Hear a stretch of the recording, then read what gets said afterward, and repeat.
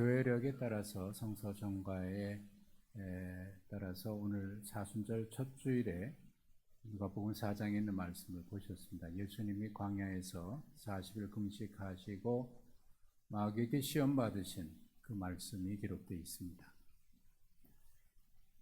우리가 성경을 통해서 익숙하게 알고 있는 내용이긴 하지만 여러분들이 이 말씀을 읽으면서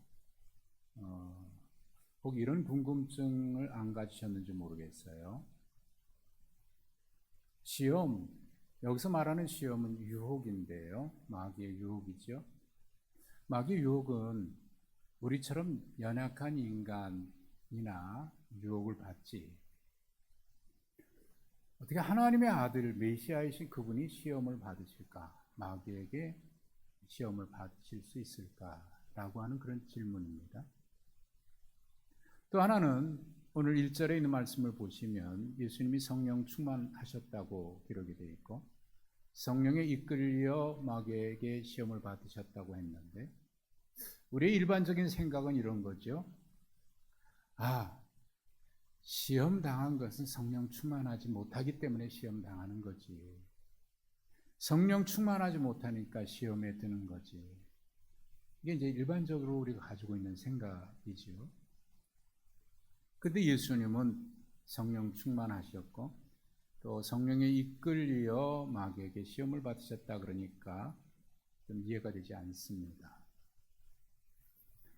하나님의 아들이신 메시아가 마귀에게 시험을 받으신 것도 이해가 안 되고 성령이 충만하셔서 성령에 이끌려 마귀에게 시험 받는 것도 우리가 가지고 있는 생각을 완전히 뒤집는 그런 말씀입니다. 궁금하죠? 왜 예수님이 시험을 받으셨을까? 왜 성령 충만하신 그분이 시험을 받으신 것일까? 1절의 말씀은 이렇게 시작이 됩니다. 예수께서 성령의 충만함을 입어 요단강에서 돌아오사라는 말로 시작이 되죠. 이 말씀은 예수님이 요단강에서 있었던 어떤 일과 이 말씀과 이어지고 있다는 것을 설명해 주고 있습니다. 요단강에서 어떤 일이 있었을까요? 예수님은 요단강에서 세례자 요한에게 세례를 받으셨습니다. 그때 세 가지 놀라운 일이 일어났습니다. 우선은 하늘이 열렸고 그리고 성령이 비둘기처럼 예수님의 머리 위에 임했습니다. 그리고 마지막으로 하늘로부터 하나님의 음성이 들려왔습니다. 이는 내 사랑하는 아들이요 내 기뻐하는 자라. 이게 예수님이 세례 받으실 때 있었던 세 가지 일입니다.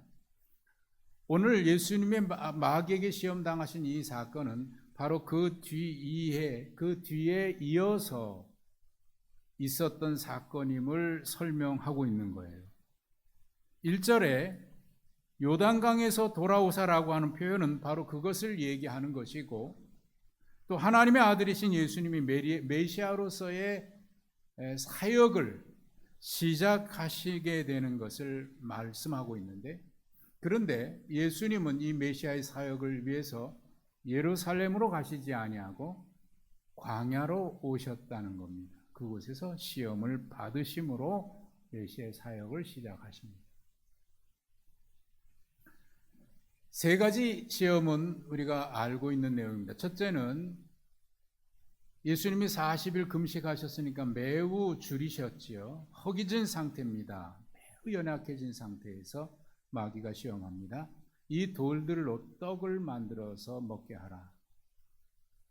이 이야기를 할 때 마귀가 먼저 했던 이야기가 있습니다. 만일 네가 하나님의 아들이라면 이라는 말을 합니다.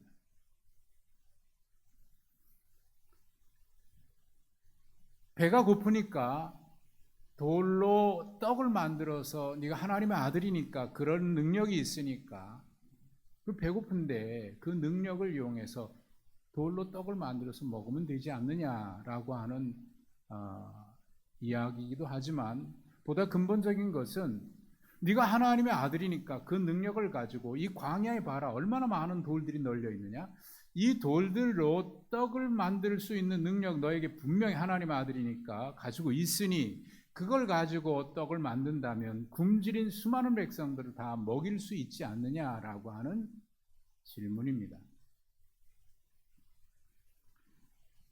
식욕, 인간에게 있어서 가장 기본적인 욕구이죠. 3일 굶으면 도둑질하지 않을 사람이 없다라고 할 만큼 인간에게 굶주림의 문제는 가장 해결해야 될 근본적인 해결해야 될 문제입니다. 하나님의 아들이라고 하는 이 능력, 그거 가지고 하나님 나라 어쩌고 하지 말고 굶주린 사람들에게 이 널려있는 돌로 다 떡을 만들어 먹일 수만 있다면 그들이 얼마나 풍족하게 먹겠느냐. 사실 이렇게 풍족하게 먹을 수만 있다면 하나님 나라가 그들이 사모하겠습니까? 천국을 사모하겠습니까? 이 세상에서 부족함이 없이 먹고 사는데 말이죠. 그러니 딴 얘기하지 말고 그 하나님의 아들의 능력을 가지고 딴 데서 뭐 하겠어? 이 돌로 떡을 만든다 그러면 얼마나 사람들이 풍족하게 먹겠냐. 그들에게 부족함이 없이 말이죠. 채워주라는 거죠. 그러면 그들이 하나님의 나라라고 생각하고 살지 않겠어요? 그리고 당신은 정말 하나님의 아들 메시아군요. 다 인정해 주지 않겠느냐 하는 이야기입니다. 예수님 대답하십니다. 사람이 떡으로만 살 것이 아니라. 마태복음에는 좀 더 구체적으로 이렇게 기록되어 있습니다. 사람이 떡으로만 사는 것이 아니라 하나님의 입에서 나오는 모든 말씀으로 사느니라 라고 대답하셨습니다. 두 번째 시험은 예수님께 천하 만국을 보여주면서 얘기합니다. 이 모든 권위, 영광 다 내게 있는데 내게 주어진 것이니까 내가 원하는 누구에게든지 줄 수 있다. 그러니 네가 만약 내게 절하기만 하면 다 이걸 너에게 주겠다라고 얘기합니다. 생각해 보면요, 사람은 수단과 방법을 가리지 아니하고 뭔가 자기 목적을 이루고 싶어 합니다. 주변에서 그래, 그거 괜찮아. 그게 중요하다고. 성공하고 나면, 목적 달성하고 나면 지난 날에 어떻게 살았든지 그거는 다 덮이는 거야. 수단과 방법을 가리지 아니하고 성공해야 돼. 성공하고 난 뒤에 이러니 저러니 해야지. 목표를 달성하고 난 뒤에 이러니 저러니 해야지. 그러니 눈 딱 감고 수단과 방법 가리지 않고 성공해. 그러면 다 그게 정의가 되고 공의가 되고 옳은 것이 되는 거다. 달콤한 유혹이죠. 사람들은 그러고 싶은 마음들이 다 있는 것 같아요. 하지만 정말 위험한 말이죠. 근데 많은 사람들이 여기 쉽게 넘어가거든요. 그리고 우리가 이 말을 가만히 생각해 보면 거기에 정말 말도 안 되는 거짓말이 있는 거 아시죠?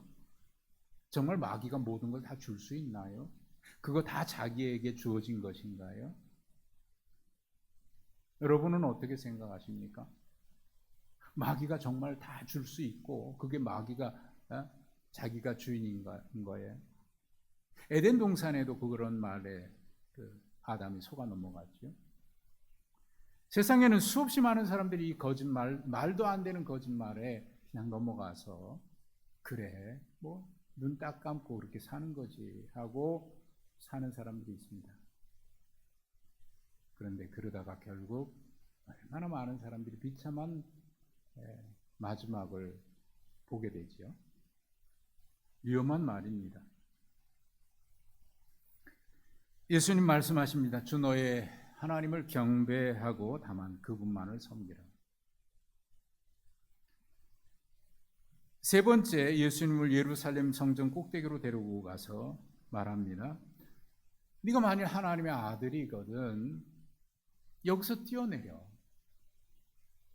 그러면 하나님이 너를 받들어서 천사들을 보내서 너를 받들어서 발끝 하나도 다치지 않도록 지켜줄 거 아니냐. 자, 이 말은 무슨 얘기죠? 사람이 하나님의 말씀으로 산다고 네가 그랬지? 그리고 하나님만 섬긴다 그랬지? 그러면 하나님의 말씀으로 산다고 했으니까 하나님의 말씀대로 약속하신 대로 네가 그것을 뛰어내리면 네가 섬기는 하나님이 너를 다치지 않도록 지켜줄 거니까 뛰어내려봐. 그런 얘기죠. 말씀대로 산 다음에 하나님의 약속이 있잖아. 그러니 그 약속 믿고 뛰어내려봐. 네가 섬기는 하나님이 어떻게 할 것 같아? 너를 지켜줄 거 아니야? 그럼 뛰어내려봐. 그러면 하나님이 지켜줘서 하나도 다치지 않고 무사히 나비가 내려앉듯이 사뿐히 내려앉으면 그걸 본 모든 사람들이 얼마나 환호성을 지르고 당신을 하나님의 아들이라고 인정하고 야 드디어 하나님 나라가 이루어졌다고 얼마나 환호성을 지르겠느냐. 그리고 많은 사람들이 하나님을 믿을 거 아니냐. 그러니 도전해봐. 도전해볼 만한 가치가 있는 거 아니야? 많은 사람들이 그런 말을 해요. 하나님이 살아계신 어떤 기적을 내게 보여주면 내가 하나님을 믿겠다고. 죽을 병에서 나를 고쳐주면 내가 하나님을 믿겠다고요. 그런데 지금 제가 목회 이렇게 하면서 그런 말도 저는 참 많이 들었는데 처음에는 정말 하나님 고쳐주셨어요 그랬다가요 얼마 안 있으면 다 잊어버리더라고요. 정말 하나님이 고쳐줬다고 얘기를 하질 않아요. 그래서 때가 됐으니까 나은 거라고 얘기해요. 기적을 보여주면 내가 하나님을 믿겠다고 얘기한 사람 중에 정말 하나님을 믿는 사람들이 얼마나 되는지 헤아리면 극히 극소수입니다. 그러니 하나님을 믿고 싶어서 정말 그런 말을 한 건지 아니면 안 믿겠다고 하고 그런 핑계를 얘기하는 건지 본인들이 잘 알겠죠.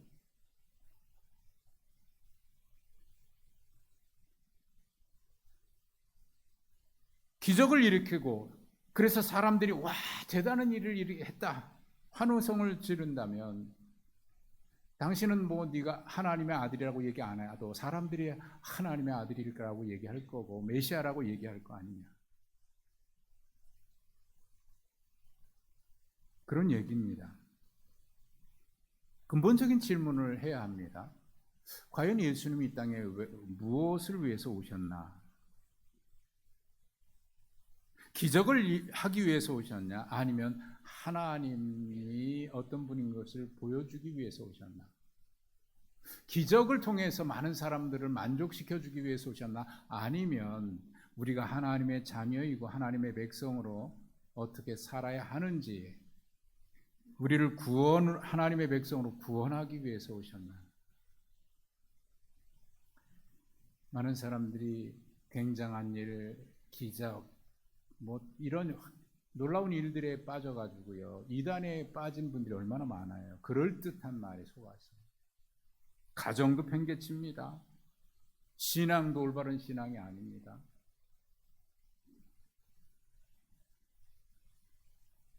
하지만 이 마귀의 유혹 가운데 좀 더 근본적인 유혹이 있습니다. 그게 뭐냐면 여기서 뛰어내릴 때 하나님 과연 나를 붙들어 주실까라고 하는 하나님에 대한 의심입니다. 동시에 하나님을 믿지 못해서 뛰어내리지 못한다고 하십시다. 그러면 그것도 하나님을 믿지 못하는 것이니까.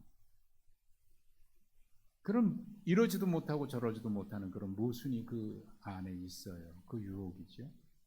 근데 여러분 정직하게 한번 물어보십시다. 믿음이 뭘까요? 하나님을 믿는다는 게 뭘까요? 하나님을 믿는다는 것이, 믿음이라는 것이 하나님을 시험하는 것입니까? 내가 하나님을 믿는다는 것은 하나님 이렇게 해주면, 이렇게 하면, 이렇게 되면 하나님을 시험하는 것입니까? 아니면 하나님을 신뢰하기에 어떤 상황에서도 그분과 함께 살아가는 삶입니까? 예수님 말씀하셨습니다. 주 너의 하나님을 시험하지 말아라. 마귀가 한 말을 가만히 살펴보면 세 번 다 만일이라는 말을 썼어요. 네가 만일 하나님의 아들이거든이라는 말을 썼습니다. 첫 번째 시험과 세 번째 시험에는 명확하게 그런 표현을 썼습니다. 네가 하나님의 만일 네가 하나님의 아들이거든 그것 증명해 보라는 겁니다. 무엇으로요? 기적으로 증명해 보라. 두 번째는 네가 만일 내게 절하면 내가 그때 이거 모든 거 주겠다고 얘기합니다. 말씀드렸듯이 거짓말이죠. 줄 수 있을까요? 불가능한 겁니다. 새빨간 거짓말입니다. 그런데 사람들은 거짓말인 줄 알면서도 넘어가는 경우가 얼마나 많아요. 마귀는 본래부터 거짓의 아비였고 에덴 동산에서부터 거짓말로 많은 사람들을 속여서 넘어지게 했고, 그래서 그 거짓에 속아서 하나님의 자녀로서의 참된 정체성, 하나님의 형상을 닮은 하나님의 자녀로서의 고기성, 그것을 땅에 던져버리고 사람들이 만든 우상 앞에 절하고 그 거짓에 속아서 욕망의 노예로 살아가고 인간의 고귀한 가치성, 인간의 정체성을 다 잃어버리고 살아가는 마귀의 종으로 말이죠. 노예로, 욕망의 노예로. 자, 이것이 마귀의 시험이었는데 그럼 처음에로 다시 돌아가서 질문을 했습니다. 왜 메시아이신 그분이 마귀에게 시험을 받으셨을까? 성령이 충만하신 그분이 마귀에게 시험을 받으신 것일까? 우리나 그런 것인데 죄 없으신 그분인데 왜 그랬을까? 히브리서 4장 15절은 그것에 대해서 명확하게 우리에게 말씀해 주고 있습니다. 우리에게 있는 대제사장은 우리의 연약함을 동정하지 못하실 리가 아니요 모든 일에 우리와 똑같이 시험을 받으시노라되 죄가 없으시니라. 그런데 왜 그가 죄의 시험을 받으셨습니까? 히브리서 2장 18절을 말씀합니다. 그가 시험을 받다 고난을 당하셨은즉 시험 받는 자들을 능히 도우실 수 있느니라. 그래서 주님은 죄 없으신 시험 받으실 분이 아닌데 시험 받으신 이유가 여기에 있는 겁니다. 우리는 깨닫습니다. 아, 그랬구나. 예수님은 우리가 받는 모든 시험을 똑같이 경험하셨구나. 우리 대신 우리와 함께 받으셨구나. 그래서 우리도 시험을 넉넉히 이길 수 있는 거구나. 요한복음 16장 33절은 이 사실을 우리에게 분명히 가르쳐주고 있습니다. 이것을 너에게 이루는 것은 너희로 내 안에서 평안을 누리게 하려 함이라. 세상에서는 너희가 환난을 당하나 담대하라. 내가 세상을 이겼느니라. 우리 주님이 마귀를 이기셨기에 우리도 우리를 능히 도우실 수 있을 뿐만 아니라 우리도 시험 당할 때 우리 주님이 우리와 함께 하셨고 우리 주님이 이기셨듯이 우리도 주님 안에서 예수 그리스도의 이름으로 모든 마귀의 시험을 넉넉히 이길 수 있는 것입니다. 이를 위해서 우리 주님이 마귀의 시험을 당하신 겁니다. 바로 주님은 그 뜻을 위해서 이 땅에 오셨습니다. 우리를 구원하기 위해서. 마귀가 그걸 너무나 잘 알고 있기 때문에 마귀가 시험할 때 이렇게 얘기를 하죠. 기록되었으되라는 말로 얘기하면서 예수님을 시험했습니다. 성경에 약속, 하나님의 약속이 이렇게 기록되어 있지 않느냐라고 하면서 얘기한 겁니다. 예수님도 대답하실 때 기록되었으되라는 말씀으로 하나님의 말씀을 인용하면서 얘기했습니다. 자, 마귀도 하나님의 말씀을 인용했고 예수님도 하나님의 말씀을 이야기합니다. 누가 하는 말이 하나님의 진짜 말씀일까요? 마귀가 하는 말은 하나님의 말씀을 인용하기는 했지만 그것이 하나님의 말씀은 아닙니다. 하나님의 말씀인 성경 구절을 끌어온다고 해서 그게 정말 하나님의 말씀은 아닙니다. 수없이 많은 사람들 그리고 이단들이 주로 하나님의 말씀을 이야기하기는 하지만 그게 하나님의 말씀을 이야기하는 것이 아니라 자기의 이야기를 하기 위해서 성경에 있는 것을 끌어오는 경우들이 얼마나 많습니까? 그런데 성경을 끌어오기는 했지만 하나님의 말씀을 얘기하는 게 아니라 자기가 하고 싶은 이야기를 하고 있는 거고 사람들의 욕망에 자극을 주는 그런 이야기를 얼마든지 성경을 끌어다가 얘기하는 것입니다. 그게 과연 하나님의 말씀일까요?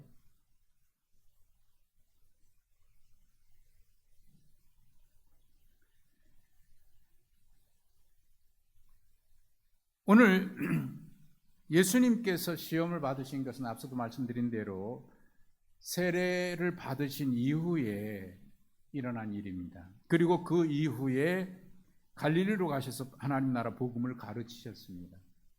그러니 예수님은 세례 받으시고 이 일을 통해서 그 뒤에 하나님 나라 복음을 전하셨는데 이게 연결되어 있습니다. 메시아 사역은 기적을 통해서 하나님의 아들의 능력을 보여줌에 있지 않습니다. 하나님의 아들의 능력은 돌로 떡을 만드는 능력에 있지 않고 하나님의 사랑을 보여주기 위해서 저 꼭대기에서 뛰어내려서 다치지 않게 하는 것이 하나님의 사랑을 보여주기 위해서 그렇게 하는, 거기에 하나님의 아들의 능력이 있는 게 아닙니다. 하나님의 아들의 능력은 그런 것을 보여주는 것이 아니라 정말 하나님을 경배하고 그분의 말씀에 순종하며 살아가는 것, 이게 하나님의 아들의 정체성입니다.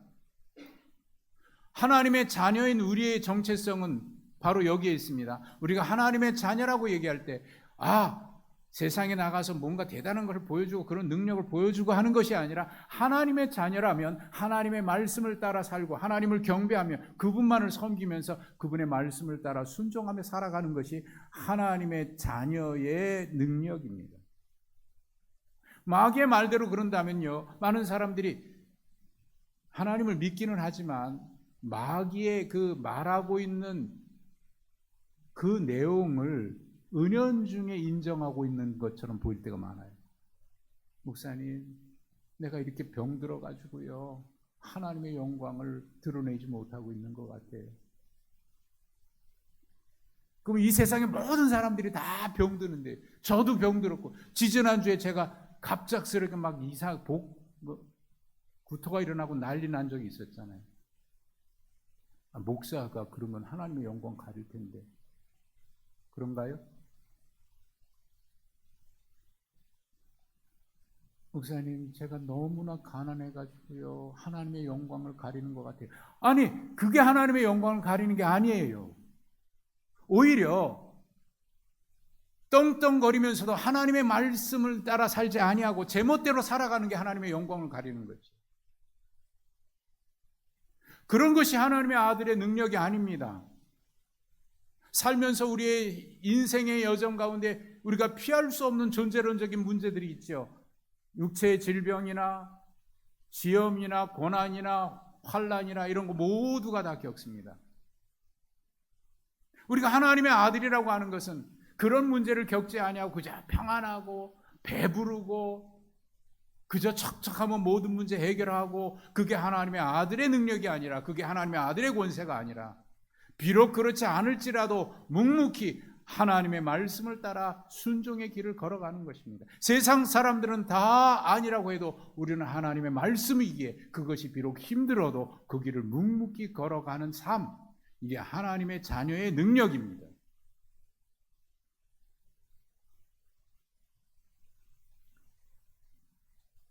캐나다 신학자인 브라이언 월시와 실비아 키즈마트라고 하는 분이 있습니다. 두 분인데 둘 다 신학자입니다. 그분들이 함께 쓴 책이 있는데 제국과 천국이라고 하는 책이에요. 그 책에서 하는 이야기는 이겁니다. 이 세상에 제국의 원리가 지배하고 있는 세상, 이 세상에 그 논리가 있죠. 거기서 하나님의 백성으로 사는 것은 과연 어떤 것이냐는가를 대조해서 이야기를 했습니다.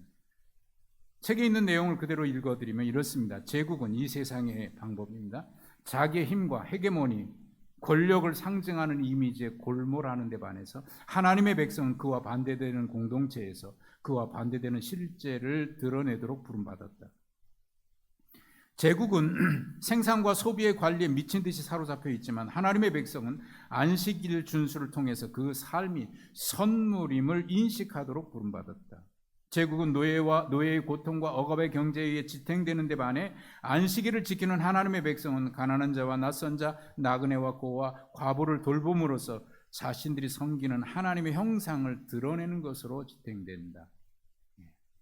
하나님의 백성은 이 세상의 가치가 통용되는 일에 그래 맞아, 그런 것이지가 아니라 우리는 하나님 나라의 가치를 가지고 하나님 나라의 약속을 믿고 하나님의 뜻을 따라 순종의 길을 걸어가는 것이 우리의 삶의 목표여야 되고 궁극적인 이유여야 하지. 그래서 안식일을 주시고 하나님께서 우리에게 계명 언약의 약속을 주신 것은 그런 세상의 법칙이 아닌 하나님의 법칙을 따라 살아가야 하고 그런 것에 저항하는 것이 바로 안식일 정신이다. 하나님이 안식일을 주신 것은 바로 그것에 저항하는 것이다. 하나님, 우리는 아닙니다. 모든 것이 하나님의 선물입니다. 은총입니다. 축복입니다. 그것에 감사하면서 하나님을 예배하고 주신 하나님의 뜻에 따라 살겠다고 하는 신앙의 고백인 것이 하나님의 백성의 삶입니다. 하나님의 자녀는 하나님이 우리의 아버지심을 믿고 신뢰하며 살아가는 사람들입니다. 우리가 하나님을 찬양하고 경배하고 예배하는 것은, 그리고 감사하는 것은 기사와 이적을 통해서 우리를 평안하게 해줬고 모든 문제가 다 해결해 주셨기 때문이 아니라 어떤 시험이나 시련이 있어도 포기하지 않고 걸을 수 있는 힘과 은혜를 매일 우리에게 주시기 때문입니다. 하나님의 백성인 성도는 순간순간 다가오는 하나님의 은총에 기대어 살아가는 사람들입니다. 하나님의 백성인 우리는, 하나님의 자녀인 우리는 매일같이 주시는 하나님의 은총을 기다리며 하나님의 은총 속에서, 하나님의 은혜 속에서 살아가는 삶입니다. 그런 백성들에게 하나님은 또한 매일같이 하나님의 은총으로 주십니다. 저는 오늘도 하나님의 은총 속에 있다고 믿습니다.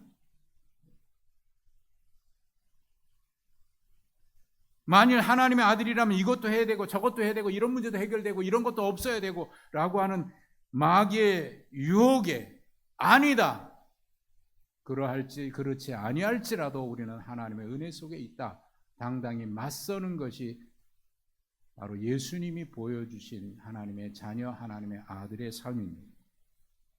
우리는 분명히 믿습니다. 하나님의 백성임을. 우리는 분명히 믿습니다. 하나님의 자녀임을. 잊지 마십시오. 하나님의 사랑을 의심하지 마십시오. 그리고 하나님을 신뢰하면서 하나님의 약속을 따라, 말씀을 따라 살아갈 수 있기를 바랍니다.